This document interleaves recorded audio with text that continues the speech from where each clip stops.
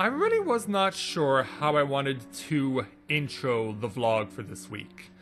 I mean, after doing this vlog for nearly 3 years now, it's not necessarily easy to come up with new ideas and new thoughts of where vlogs should start.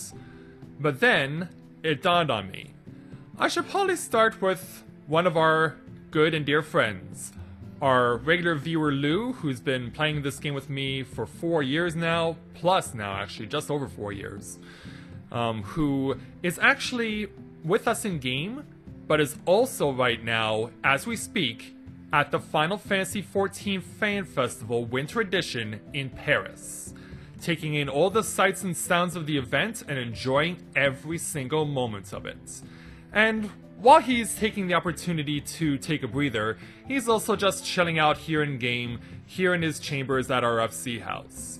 But he just told me that he was taking on the Yojimbo challenge, which apparently he basically trounced without much trouble, and I'm glad that he did, because on top of all of that and enjoying all the events, he's given us all the information we needed to know from Yoshi P in regards to Shadowbringers and its continued information as we get closer to the official launch date, which was just released.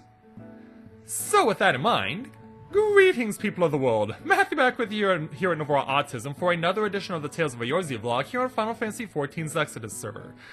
Yes, while he's just having a seat, we'll go ahead and chill out and do the same with him, but yeah, as far as Final Fantasy XIV Shadowbringers, the new expansion of the game, is concerned, Lou has outfitted us with most of the details, because most of the details were going on while people over here in the West while we're sound asleep. So here is a list of some of the information that he has given us. Among other things, I mentioned that the release date was officially released and made known. It is officially going to be exactly 5 months from today, July 2nd. We've had June releases for Heavensward and Shadowbringers, but this one's going to come right as July gets underway, which actually comes at a very interesting time because I really wanted to do something special for Final Fantasy XIV as a whole, and if it all goes well, I might be able to do that. Whether or not I can, we'll eventually find out, and if I can, you guys of course will be the first to know. But this particular thing that I want to do, the fact that it happens ahead of the release date instead of happens on the week of it or just before, it makes it for an interesting situation, and it definitely changes my mindset on how I wanted to go about preparing for this occasion if I actually get to be part of it. I have to wait for 3 weeks for the window of opportunity to present itself for this particular event that I want to try and be a part of. And then I have to wait for another month after that to find out whether or not I'll actually be accepted.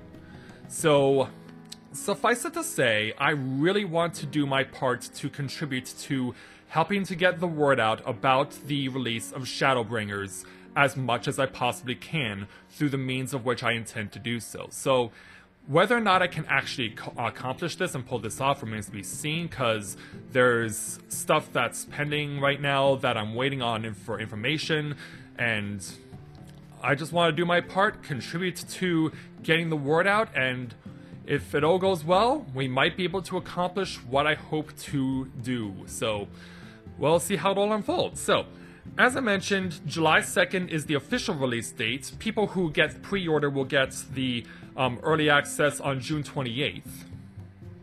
And pre-orders can actually, for the game itself, can actually start beginning on the 6th, which is this Wednesday. On February the 6th, they're going to start taking orders for the game itself, namely the Collector's Edition. The regular version will probably come at a later date, but you can be sure that I'll have it good and ready when the time comes.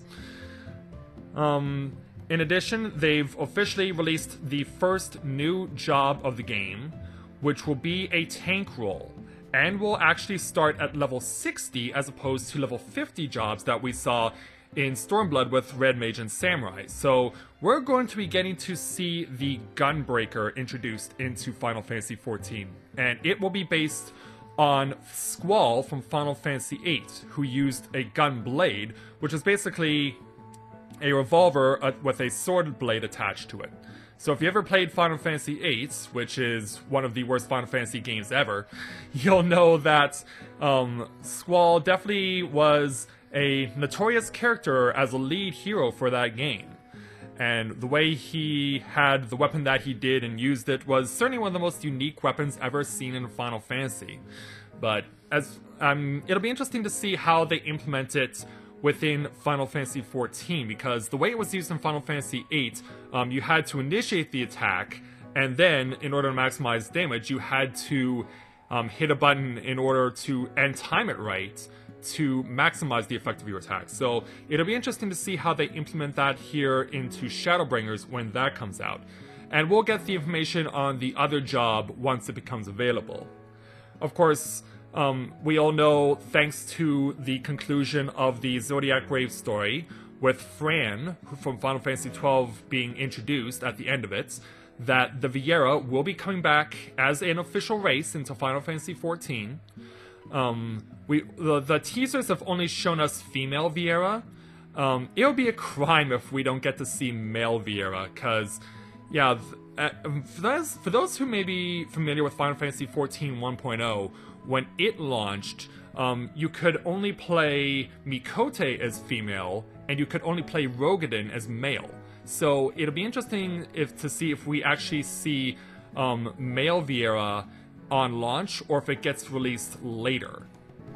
Because I'd actually like to play around with a male Viera character and see what we can do with it. I would really like to see how it gets implemented, and with all the armor and weapons that get involved. I imagine, well, if you have a helmet on a Viera, will the ears pop out like it does with Fran's quote-unquote helmet, because it's not really much of one? Or will it get folded down behind the ear, or will the ears get folded down and you'll see the ears peeking out of a helmet? Yeah, it'll be interesting to see what they do with that.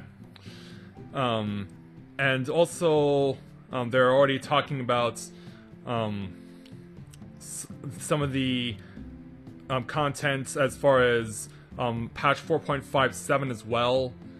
And so, lots of stuff is getting brought in, but it won't be... Some of the most significant stuff will not be known until the next Fan Fest, which is next month in Tokyo.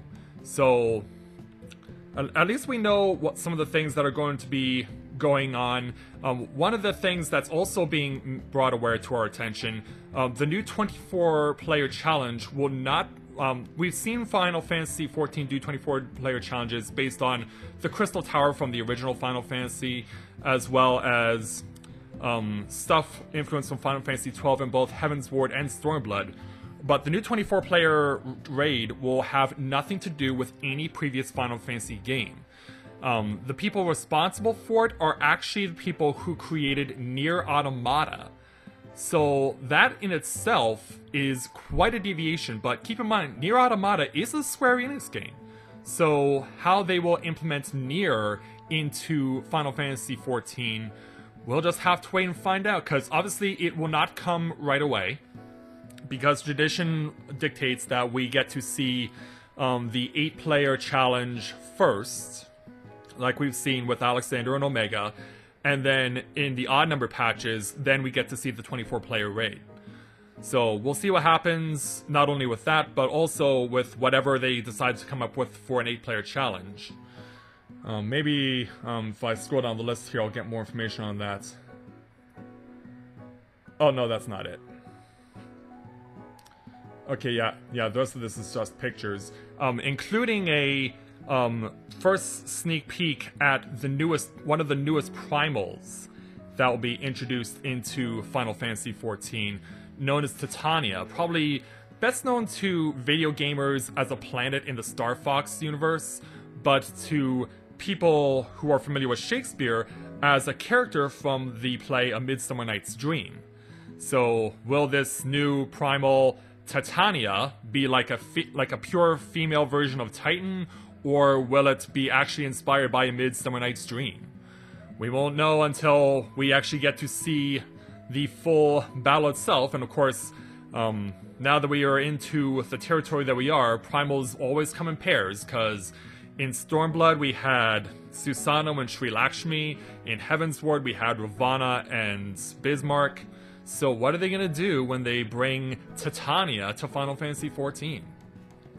There are so many questions, and of course we still need a lot of answers to get introduced. And of course, as far as the level is concerned, since we're on 10 level progression, of course, we're going to max out at level 80. So that will be the cap out for Stormblood.